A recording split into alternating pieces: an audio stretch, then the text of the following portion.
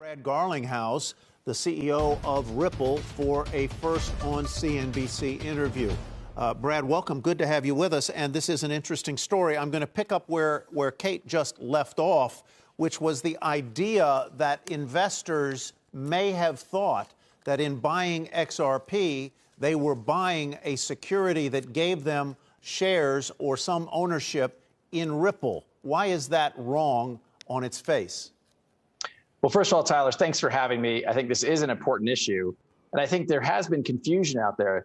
Ripple, the company, as Kate introduced, we have shareholders. We've raised capital from venture capitalists, from actually institutions, and even banks like Standard Chartered is a shareholder. XRP is a separate thing altogether. It is a currency that trades in the marketplace. In the last 8 years, over $1 trillion of the currency has traded. And so what we find is, the SEC, in my opinion, having watched this for many, many years, taking a position now that is, frankly, I think, with one foot out the door, a little bit incredible to kind of take the position after 8 years. There are a variety of cryptocurrencies, including XRP and obviously Bitcoin and others. Why do you think the SEC is it something in the structure of your business that makes the SEC concerned that there may be a securities violation of some sort in here? What's different about the way you are structured that would cause them to potentially file a suit? Well, about 2.5 years ago, a little over 2.5 years ago, the SEC came out proactively and said they did not view Bitcoin as a security. They viewed it as a commodity or currency. Shortly thereafter, they came out and said Ether, the second most valuable cryptocurrency, is also not a security. They then have spent the last 2.5 years going after kind of enforcement by saying that certain initial coin offerings were securities offerings. And actually, I've spoken out in favor of that because I think in many cases those were, in fact. XRP, however, is almost undistinguishable from what is Ether in terms of its decentralization, in terms of the breadth of activity. It's traded on a couple hundred exchanges around the world. And what's amazing to me is not a single other country anywhere has looked at XRP as a security.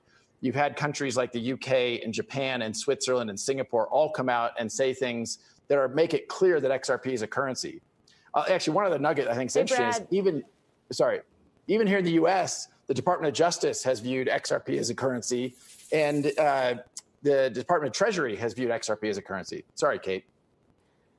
That's right, Brad. Kate here. Good to see you. Thanks for coming on. I want to ask you, you mentioned some of those exchanges. I want to ask you about the broader implications for others in the industry. Coinbase is a big name we talk about a lot. They see about 12% of their trading volume in XRP. That company is about to IPO. What would this mean to some of the global exchanges that hold XRP or facilitate trading of XRP on those exchanges?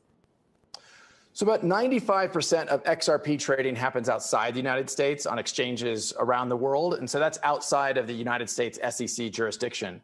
For exchanges like Coinbase that are based here in the United States, one of the reasons why I view this as something that's broader than just, hey, what does this mean for Ripple and XRP? It's what does this mean for the crypto industry here in the United States? The SEC is really picking winners. They're saying there's a duopoly of Bitcoin and Ether are the two digital assets, the cryptocurrencies that will be not regulated by the SEC here in the United States. And it really, I think, sends an ominous sign for innovation around cryptocurrency in the United States.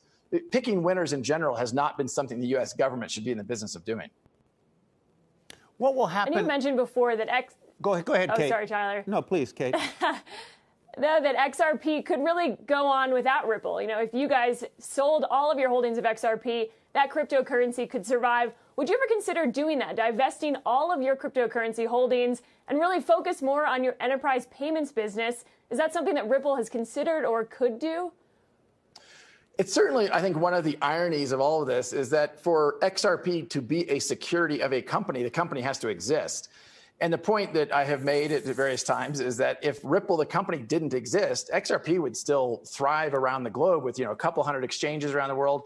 And there's over 100 different projects, innovative entrepreneurs here in the US and around the world building on top of XRP. And the reason why they're doing that is because XRP is far more efficient in terms of speed, in terms of cost, to settling transactions and using it really as a currency. The power consumption, as has been widely reported, a Bitcoin transaction is dramatically different and costs a lot more. Shepard Smith here. Thanks for watching CNBC on YouTube.